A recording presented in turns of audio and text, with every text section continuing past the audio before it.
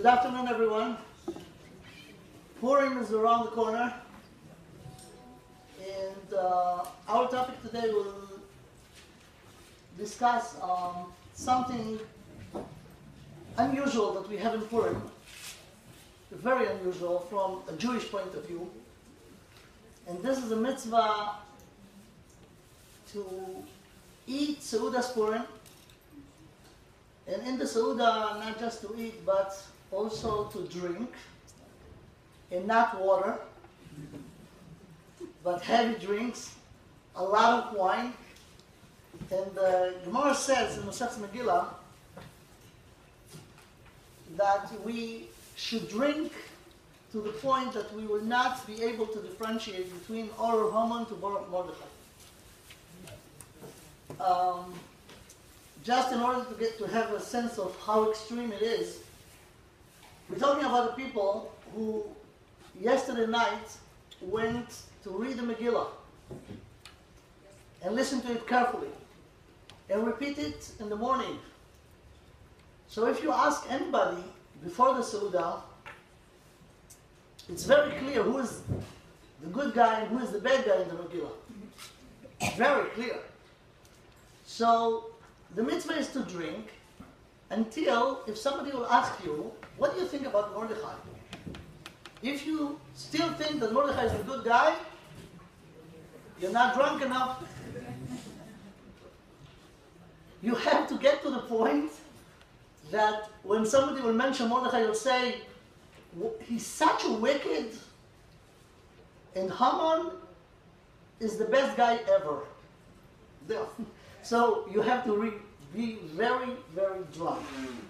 Now, it's weird because we used to think that to be stable, to be sober, to be in control is the minimum that the Torah asks from a Jew. And usually this is the case, but not in Purim. There is something very, very deep about it that I hope our 45 minutes that we have maybe will cover the main points of it. What behind it? What is the idea? I want to start from a Gemara in Masechet Cholim. You might heard about it, The Gemara, I'll quote just a few lines from this Gemara. The Gemara says that in Babel was a city called Papona. And the Jewish scholars, the Rabbanim of Papona, ask interesting question to one of the Amoraim, Rav Matna. They have over there a list of few questions. 3 of them relate to Purim, so I'll mention them. And the question was not usual questions. The questions were about the hint level in the Torah. We have Pshat, Remez, Drash, and so they asked about the hint. And they want to know about few people, there are more than 3 over there, but I'll mention 3, where they are hinted in the Torah. We know that there is nothing that's not in the Torah. So they relate to this. So the first question was, Haman min hatayra minayin. Where is Haman hinted in the Torah? Of course, Haman as a person lived many, many years after Moshe Rabbeinu wrote the Torah. But again, because there is nothing that's not hinted, it must be there. So where is Haman in the Torah? The second question was, Esther min hatayra minayin. And the third that out of all questions that are there, Mordechai min hatayra minayin. So the answer was the following. Haman min hatayra minayin, he answered them, Haman hinted in the beginning of the Torah, Sefer Bereshis, Hamin ha'etz asher tziviticha lebilti achol mimenu achalta. If you remember, let me just give the picture. We're talking about the first time that Adam, any Adam, we're talking about Adam Rishon, commanded by Hashem to do something, and he did just the opposite. Chat Adam Rishon. Hashem told him, don't eat from Etz Hadat Tov V'Ra. And the Nachash says, Hashem said so, I'll say the opposite. I'm suggesting you to eat from it. And they ate. After they ate, it mentioned, ונפקחו עיניהם. Their eyes were opened. And when they heard, וישמעו את כל השם אלוקים מתהלך בגן לרוח היום, they hid. So, Kadosh Baruch Hu approached them and says to Adam, Ayeka, where are you? So he said the following, את קולך שמעתי בגן, ואירא, כי ערום אנוכי ואחווה. I heard your voice and I was ashamed or scared or both, and I hid. So Hashem asked him, מי הגיד לך כי ערום אתה? How do you know? המין העץ אשר ציוויתיך לבלתי אכול ממנו אכלת? You ate from the tree. So the words of the Torah, המין העץ. Rav Magna told him, here is Haman, on this tree. On this tree. You know for sure that Haman was hanged on the tree, right? It's the same tree. I'll get to this later. It's the same tree. Okay. Of course, we could find in the Torah many other places that we could get the combination of the letters Hey, Mem, and Nun. One of them even more easy, like the man that was falling in the desert, right? Haman, it's even more closer in the Nikud, right? In the Nikudos. But no, it's not there. It's in this tree. Etz Hadat Tovara. Okay. About the other question about Esther. Esther min Torah Minayim. Here, we take them to the end of the Torah. Sefer Dvarim, at the end of it, Moshe Rabbeinu, before he separated from the Jewish people and told them, I'm not crossing the Jordan River with you. So he gave them a tochecha and he said to them, I know that after I'll pass away, you will not do the mitzvos and many, many problems. You're going to face many problems during the history. ומצאוהו רעות רבות וצרות. And Hashem told him to say, Hashem told Moshe Rabbeinu to say, that when those sorrows going to happen during the history, ואנוכי הסתר אסתיר פניי ביום ההוא. I will hide my face, my present, על כל הרעה אשר עשה, because they did it to such an extreme way. All this doing against Hashem. Okay. Here's Esther. Be aware that there is a double Hester over there. ואנוכי הסתר אסתיר פניי ביום ההוא. Mordechai מן התורה מנין. So here he comes to Sefer Shemot. We just read the tzivui about the Mishkan. And in the Mishkan there are two things that they should prepare from spices. The Shemen HaMishcha and the Ketoros HaSamim. The first spice in the Shemen HaMishcha is mor dror. ואתה קח לך mor dror. And mor is the name of the spice. And the mor also was part of the Samimane HaKtoret. Mor dror, the Targum translates dror like dach, like something chopped to very small pieces. Mor dror. In Aramaic, it's meira dachya. Meira dachya, you find the letters of Mordechai there. So Mordechai is connected to the Ketores. I guess you heard something about the Ketores recently? So the Ketores is the connection between a human being to Hashem. And this is actually the secret that Malach HaMavet revealed to Moshe when he went up to get the Torah, right? And he told them, you know what? There is death in the world. The way to overcome it is by the Ketores. Now let's make the connection to our issue. If Haman is in Etz Hadat Tovara, which is actually the death tree, you know it was two trees over there, Etz HaChaim and Etz HaMavet.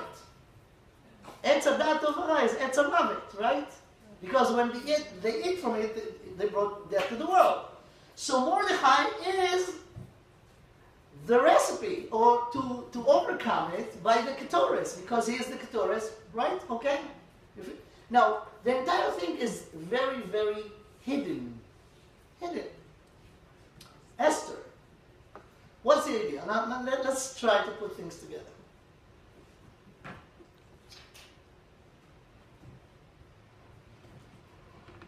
A question that, to answer it, we need a series of lectures, a series of shiurim about Chet Odom Rishon. Chet Odom Rishon is something very deep, very deep. It's one of the sugyas in the Torah that could not be understood in the simple level.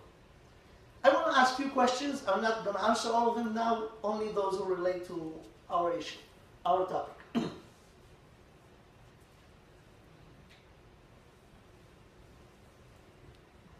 There is a tree in Gan Eden called Etz Hada'at Tov Vara.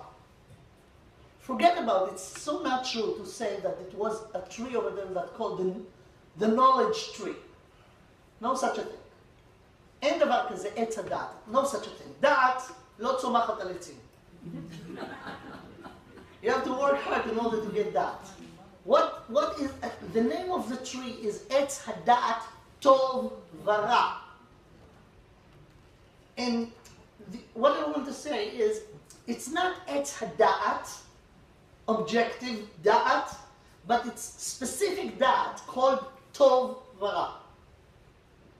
Now, the question is, why Hashem created this tree in the first place?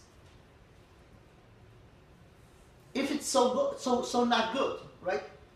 The other thing, apparently when you read the simple level of the psukim, you would think that the Torah says that after they ate, that was the temptation of the Noach. She taught them, if you will eat from this tree, your eyes will be open. And it's mentioned that right after they ate from this tree, their eyes were opened. So apparently you could ask, so why Hashem didn't want this Adam and Chava to eat from this tree? He doesn't want them to be smart. He wants them to be dumb, not be able to understand things. What's the idea? And what was the big chet, the big sin over here?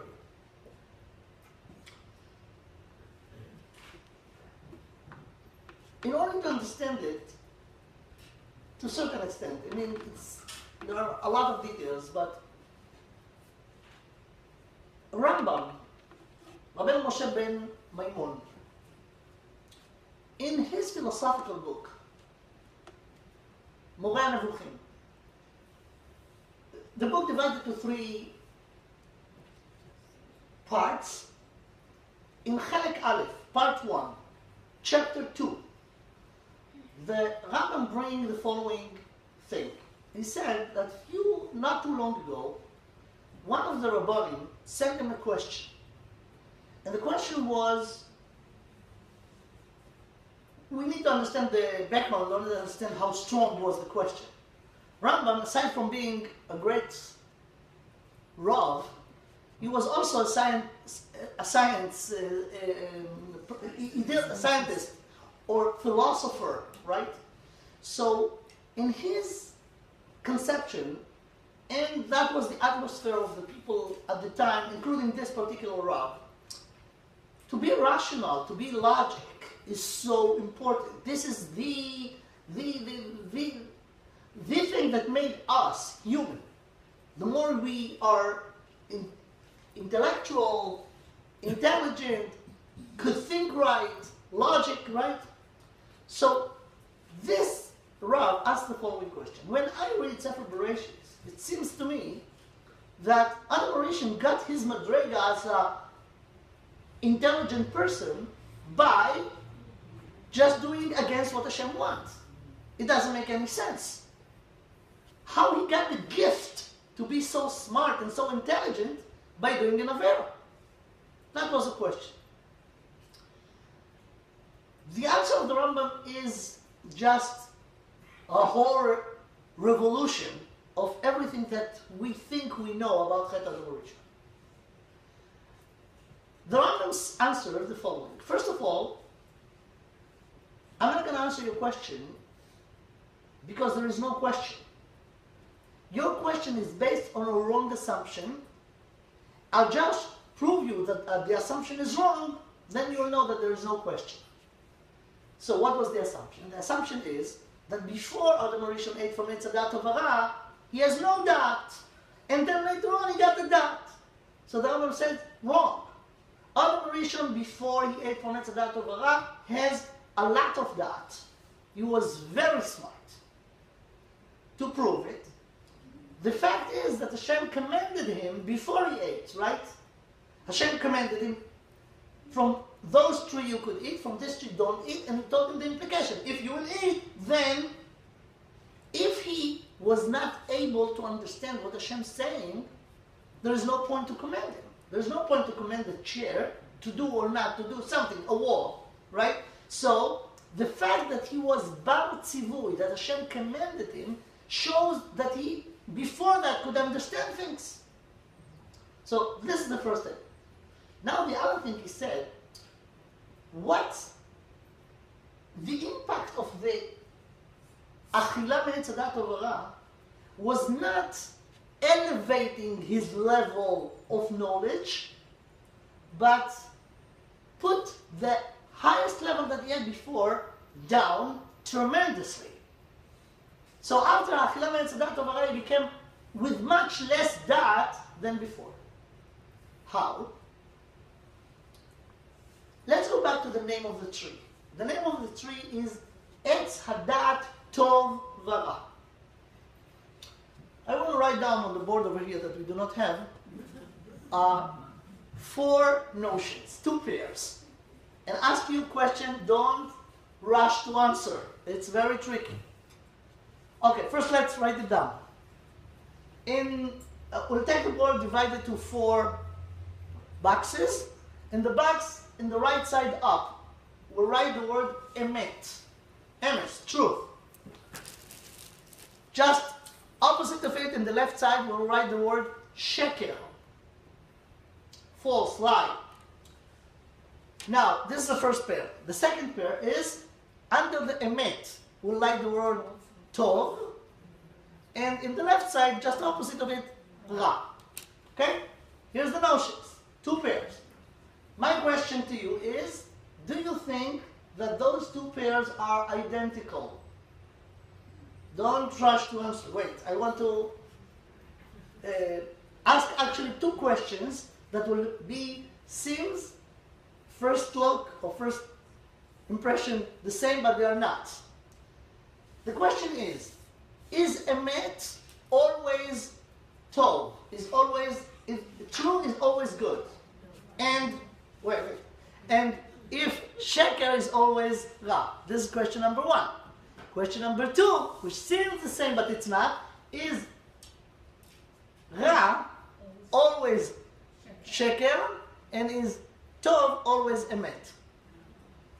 In brief, what do you think? First of all, are they identical, yes or no? The 2 pairs. I mean, emet and tov, it's the same or not? Yes.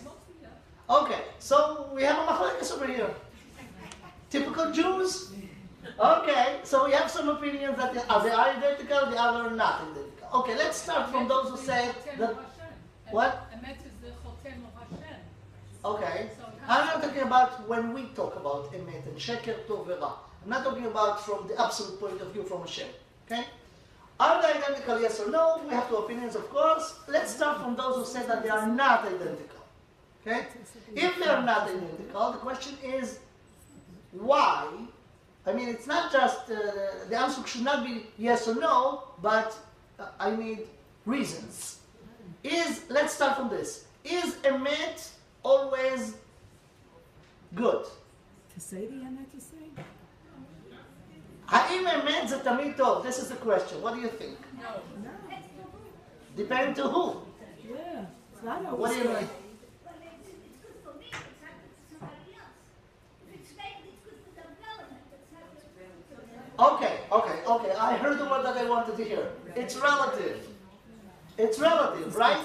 When you speak about good could be good for one person and not good to the other, right? So the second pair, good and bad, are relative notions. It's very relative. The first pair, emet v'sheker, are absolute notions. They are absolute. let me explain in more details both, because it's needed. First of all, start from emet. What is emet? What's the definition of emet? Emet is reality. Emet is real reality.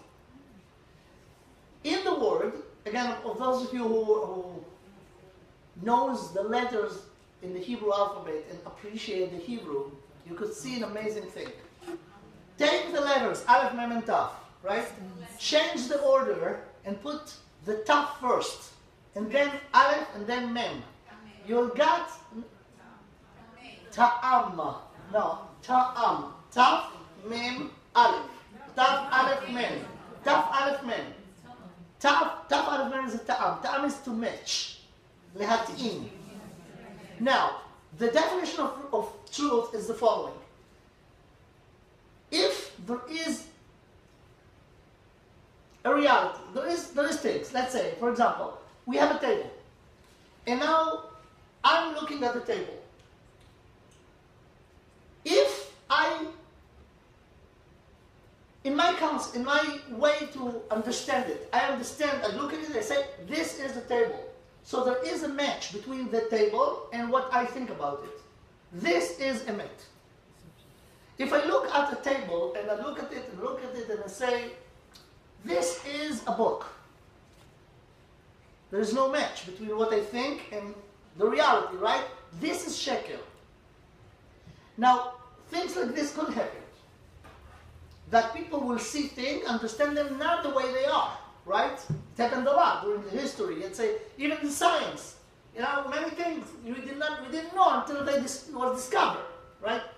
Now, we have to know that always when there is no match between the thing and the way I see it, the mistake is always not in the thing, but in my way to understand it. Always. So this is emet. Now, emet is objective, the reality, and even if nobody in the world will know about it, it's there. Meaning, it's not the emet, the reality will not get the validation to exist because people know about it. For example, the microbes, before Louis Pasteur discovered those little thingies, we didn't know about them. But because we didn't know about them, they weren't exist, they were there. Before Columbus discovered America was there. Nobody knows about it, fine. So it's not a problem of the place, of the thing, it's a problem of the people, right? So therefore we have to know, again, emet is reality, is the real reality. Therefore it's objective. When we speak about good, any good in the world, in our language, is always relative. I always like the following example, I'll give it here again, too. Imagine that when I'm thirsty, my favorite drink is fresh orange juice. Okay? So let's say I'm thirsty, and people ask me, what do you like to drink? Orange juice. Do you have orange juice? Yes, I got the orange juice. I sip from it, and people ask me, what do you think? It's good. So I'm just saying this is good. It could be that in the same room, there are many people who will think that it's not good for them. They have allergy from it. So there is a machlokes if it's good or not. I think it's good. I'm very aware, very sure. Other people could think the same about it, and nobody's wrong. Because I don't know how they said it in English, but in Hebrew you said, Al ta'am vereach en lidvakeach. One man's meat is another person's poison. Okay. Why, lama en ta'am? No point to argue about taste. Why? Because everybody tastes in their particular way to taste it. So in advance, it's a relative thing. It's a relative thing. And even for me, that like oranges when I'm thirsty, if I'm thirsty, but I have another few problems, I'm hungry too. and I'm tired and I'm edgy. Oranges could solve perfectly my thirst problem, but it will not be good for me for other things, right? So, take it as an example. Every time that you heard the word tov, good, you have to ask at least two questions. Tov lemi, tov for who, and tov lema, tov for what? And anything that could be good for you could be not good to others. Not anything that could be good for a certain purpose will not be good for other purposes.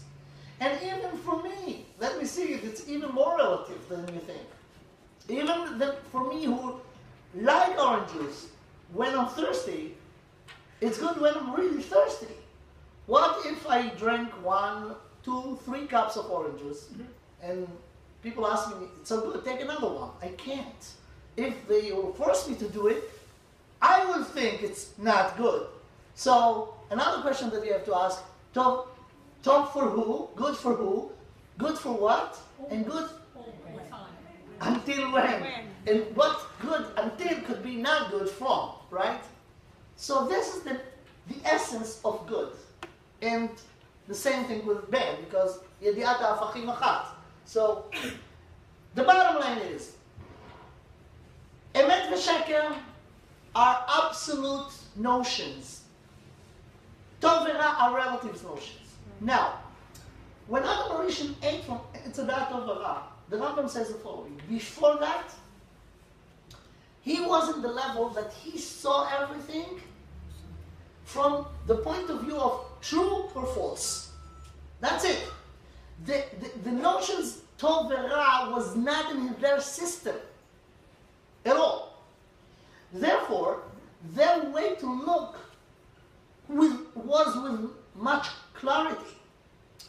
When they added to it the notions of Tov v'ra, they made their clarity less. Why? Because Tov, relative Tov, could be very not true. And this is the answer about the question. Is Tov always emet? Absolutely not. It's not always not emet, but for sure it's not must be. Take a little kid, offer them candies, ask them what they feel. Good. Could you give more? Giving them more and more and more, and they will always say it's good. If their mother will show you, they will take away from the candies. Why? Because she's so not nice. She sees things that the child could not see. The parameter of the child to decide that this is good is only because it tastes good.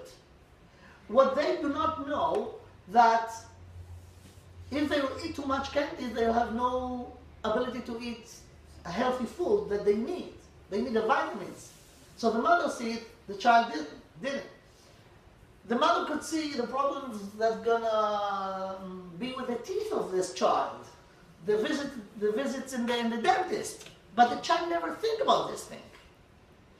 So, and it's not just children. We have to know, in each one of us there is a little little child, right? And this is the terrible thing that happened after Chet Adam Rishon.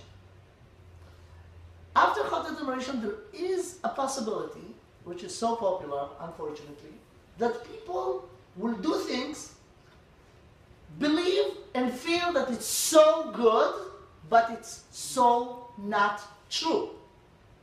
That's what happened after the Chet, after Chet Adam Rishon. Therefore Hashem told him, don't do it. You are now in a so good clarity. If you will do it, you will reduce it. So the question is, of course, so why they did it? And here we have to come to the Nachash and explain what was the temptation, what the Nachash wanted. Why he offered them this. I have no time now to go to this in details, but we have to know that the Ari HaKadosh says that Chet Adam Rishon was Avera Lishma. It wasn't just, he didn't know what he's doing. He knew exactly what he's doing, and he did it on purpose. In brief, when the Nachash came to Chava and offered her to eat from the tree, he said the following. She said, ומן העץ אשר בתוך הגן אמר אלוקים לא תאכלו ממנו ולא תיגעו בו פן תמותון. So the Nachash says, לא מות תמותון. And then he continued, he said the following, כי יודע אלוקים, Hashem knows, כי ביום אכולכם ממנו ונפקחו עיניכם והייתם כאלוקים יודעי טוב ורע. That's what she said. Rashi on the spot about the words יודעי טוב ורע said something interesting. He said, יודעי טוב ורע יוצרי עולמות. You'll be able to create worlds. Wow, what a temptation. Who needs more words? Let's deal with what we have. What's the idea? And then she said, okay. After she heard this, it's written in the pasuk. ותרא האישה, כי טוב העץ למאכל, וכי תאווה הוא לעיניים, ונחמד העץ להשכיל. Three things. טוב העץ למאכל, it's good, it tastes good. תאווה לעיניים, it mentions already desire to the eye, ונחמד העץ להשכיל. And if you eat from it, you'll have a level of haskala, intellect or other aspect that they do not have now of ability to think. What was the motive? What he offered them? And why they decided to do it? Rashi says, this is the key. The key is what Rashi says. Yotzrei olamot. Yotzrei olamot, you will be able to create olamot. And I'm using the word in Hebrew, not in English, not words. Olamot. You probably knew that, you heard it maybe before, that the root of the word olam are the letter ayin lamed mem. Ne'elam, ha'alama, right? Okay, good. Half of my work is done. Ha'alama is concealment. Ha'olam is a concealment. What's the word hiding? The word hiding. What the word is hiding? It's hiding the cause of it. If you look at the world, you could think mistakenly that everything could be explained within the system. You do not need a creator who created it or running it. It seems that it goes by itself. Therefore, the olam is ha'alama. And it's connected to Esther, because Esther is Hester. Hester is a ha'alama. Esther, the strategy of Mordechai was telling to Esther, don't reveal that you are Jewish. You will do it at the right time. And that's actually how it works. When Ahasuerus heard in the Mishnah that she is Jewish, he was in shock, and that's what turned everything over, right? So it's connected. World, Esther, and you know what? Another thing that we will add. There is a custom in Purim. It's not an halacha, but it's a custom. And we know that minhag Yisrael dinu, to dress up. Right? The main thing in the dressing up is the mask. The mask is hiding who you are. And this is Olam, and this is Hester, and this is Hastara, and this is the mask. It's not just to make things funny. It's to make things shows just the opposite of what they really are. Okay? Now, when the Nachash offered them to create more concealment, actually that's what he said. Hashem created the world with a certain concealment. Add to it. Add to it the notions of Tov and Ra, which are relative notions. Then the truth will be more hard to reach. Then you should work more hard in order to reveal the truth. Then you'll get more credit for this. That was the Avera Lishma. And this is what really happened. Now, who was the Nachash? The Nachash, it's mentioned in the Medrash. In Pirkei Rabbi Eliezer, it's mentioned that the Nachash was Kemin Gamal, because if you remember, he got the punishment and his hands and legs was cut off. if you take a snake that we know today, add to it legs, right, and hands, he will look like a dinosaur. Interesting, right? Okay, that's what he was. And the Medrash says, kemin gamal, like a camel. And the Medrash says that this camel, this nachash, has a rider on it. And the rider is the sitra achra, the negative spiritual power that Hashem created in order to have Bechira. So the nachash came and offered them to hide more, to make the truth more hard to get. And they got it. They paid the price, but they were willing to pay the price of death, temporary death, until Chasametim, in order to increase their credit by when they will work and to reveal the truth. Okay. Now we said that the Nachash, okay, in Kabbalah sources it mentioned that every nation of the world has an angel who was in charge of the nation. The angel of Esau, Amalek, and Haman came from Amalek, is the Sitra Achra itself, is the supreme negative spiritual power. Now, let's go back to understand the thing that we started.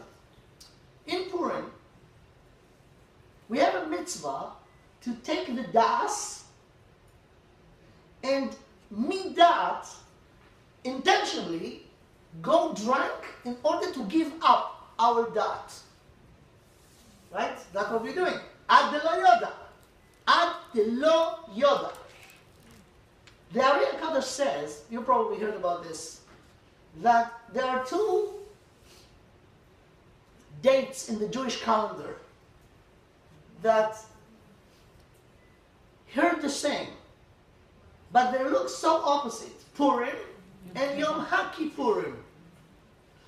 The Ari said not that just there is a connection, but he says something amazing, that Purim is higher, in higher spiritual level than Yom HaKippurim. If you take the word Kippurim, you will find that the letter Pei, Resh, Vav, Yud, Mem are in Purim and in Yom HaKippurim. Kippurim is just with a kaf in the beginning. The kaf is kaf adimion, is like. So Kippurim is like Purim. So Purim is higher. And again, what's higher? Purim is a fun day, right? Yom Kippur is a serious day. Here's the explanation.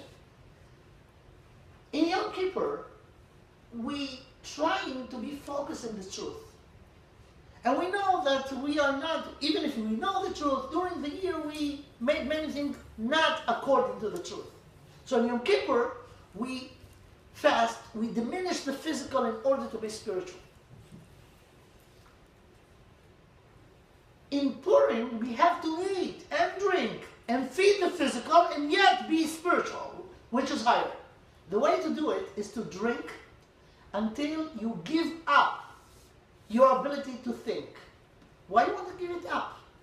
Because what we sang actually, we sang to Hashem, listen, we do not want this da'at that we have. Because this da'at is the wrong da'at.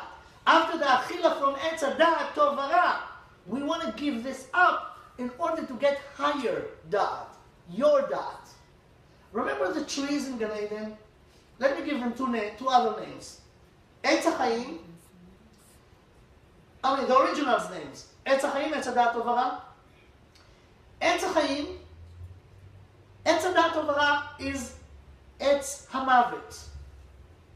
We said that before, right? If this Etz HaChaim, this is Etz HaMavet. So, this is the death tree. Because if you eat from it, you're going to die. Now let's change the other name of the other tree.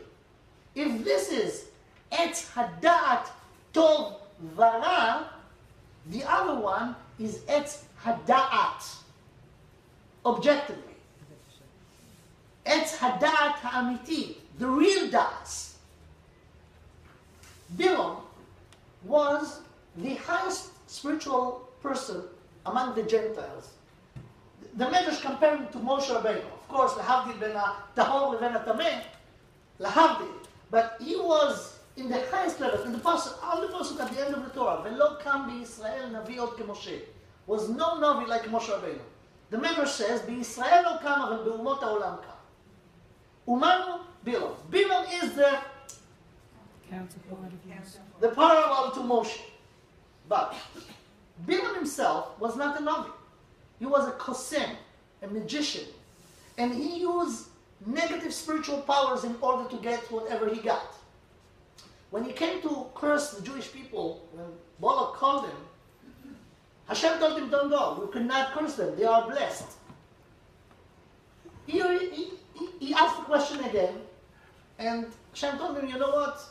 I told you don't go. You want to go. בדרך שאדם רוצה ללך, בה מוליכים אותו. You want to go. But you could not curse them. You're going to go. When you're going to talk, you will not talk. I will put the things in your mouth. And he came, and he tried to curse, and blessing came out of him from his mouth. Hashem says, ויהפוך השם אלוקיך את הקללה לברכה. He turned it to bracha. Bilam, the first time in his life, was not in control of what he's saying. He was so impressed because he came to curse. He was wicked. He wants to kill the Jewish people. He was so impressed, and at a certain point he said the following in the Nevuah of Bilam: Ne'um Bil'am b'no be'or, Ne'um Yodea Da'at Elyon, Machaze Shaddai Yechze, Nofel Uglui Einayim. And he used the word Yodea Da'at Elyon. He was in shock because he has an opportunity against his will to be connected with the real Da'at, Da'at Elyon. And this is the Da'at of Chaim, of Moshe Rabbeinu. Because the opposite of Bilam is Moshe. Moshe Rabbeinu is Torah, is Chaim. This is the real Da'at. The avodah in Purim is to give up the Da'at Tov Vara in order to be connected to the highest Da'at. To the highest Da'at. Haman is the representative of Da'at Tov Vara. The essence of Da'at Tov Vara is relative. Relative is always temporary. Always temporary. Meaning there is end to it. There is death to it. Therefore, when they ate from Da'at Tov Vara, they become mortal. Because relative things could be good only temporary. They will reach the end point. And this is the etz of Haman, that he hanged on it. He was the representative of this thing, and he hanged on it. The way to do it, the strategy of Mordechai is telling Esther, hide. Don't reveal that you are Jewish. Put a mask on you. The Gemara says in Masechet Megillah, in the Megillah Esther, only once mentioned the other name of Esther. Hadassah, he Esther, vayhi omenet Hadassah, he Esther bat dodo. So the Gemara asked, what was her real name? Hadassah or Esther? And the Gemara brings a few opinions. One of the opinions says, the real name is Hadassah. Why they called her Esther? שהייתה מסתרת את מעשיה. She was hiding. She was hiding. We know Esther as Esther. In the Megillah, she's mentioned Esther, Esther, Esther. We call the Megillah Megillah's Esther. Esther is a Hester. And actually it was a double Hester over there. Why? Because it was in Golus. We were in Golus. This is the first Hester. But we were in Golus Porus. But the one who wants to kill us was Amalek from Golus Edom. So it was his Hester in Hester. And the way to do it is by hiding. Megillah's Esther, if you take the word Megillah, it's Gilui. It's the Gilui HaHester. At the end of days, that's what's going to happen. We have to know. Rambam brings the halacha that at the end of days, כל ספרי הנביאים והכתובים עתידים להתבטל. ספרי הנביאים, the נביאים and the כסובים, not the Torah, yes? תנ"ך, Torah, נביאים וכסובים. כל ספרי הנביאים והכתובים עתידים להתבטל. They will not be relevant anymore at the גאולה at the end of days. חוץ ממגילת אסתר. Megillah Esther will be relevant even at the time of the Geula, the complete Geula, at the time of Mashiach. And the question is, of course, what do you mean Atidim Itbatel? How? It's the Torah. Hashem spoke to Yeshayahu, to Yirmiyahu, to the Nevi'im. What do you mean Atidim Itbatel?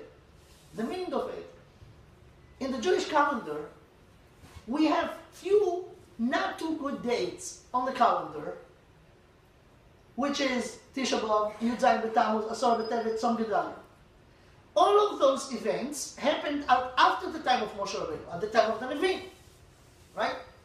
This will not be relevant anymore because Tzom HaRevi'i v'Tzom HaChamishi v'Tzom עתידים להיות לששון ולשמחה. It will be not relevant anymore.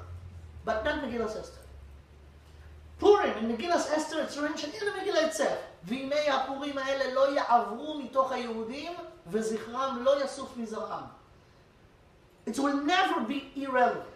What is the story? The story is that what happened in micro, in Megillas Esther, it happened during 9 years, משנת 3 למלך אחשוורוש עד שנת 12, from the 3rd year of his kingdom to the 12th year. In 9 years, what happened over there, in micro, gonna happen in macro in the history. What happened over there was, think, or if you follow the Megillah from the beginning, follow Haman, which is the bad guy in the Megillah, he was always going up and up and up and up and up and up and up to the last moment. To the last moment.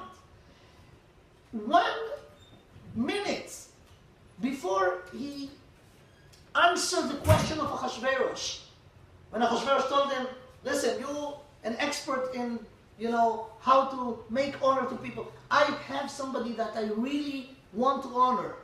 Give me your advice. ויאמר המן בליבו, למי יחפוץ המלך לעשות יקר יותר ממני? Of course he's talking about me. And then he said, you know what? You honored me so much, but if you really want more, I want your crown. I want your horse. I want your clothes. When he said that, he has no clue what's going to happen in the next moment. But it happened. He told him, go do all of this to Mordechai. What? Can you imagine the shock? The shock is unbelievable. And it ended up later on when at the Mishnah, Ahasuerus says, ויאמר המלך תלוהו עליו. Where עליו? על העץ אשר הכין למרדכי. Because he came in the morning, לאמור למלך, it's written in the Megillah, those words, לאמור למלך, לתלות את מרדכי על העץ אשר הכין לו. מי הכין למי? Who offered to who? He made it for himself. That's what's going to end at the end of the history.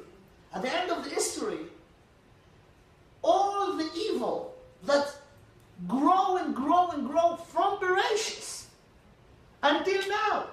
We see the truth, nobody cares about the truth. How many people in the world know the truth? And how much they appreciate it? Nothing. All of this is going to change. This is the V'nahafochu. Therefore, Megillas Esther is not going to be relevant big time at the end of days. This is it. The Ketoris is Mordechai. Mordechai is the medicine for the disease called Etz Hadat Uvara. Mordechai is the reconnection. Ketoret is kesher, likshor, to reconnect men to God, to the truth, to Etz HaChaim. Okay, with this information, I hope we could be Mekayem Ad Lo Yoda this year with a little upgrade than last year. Wow. Thank you. Free wine now? What is this? Are you giving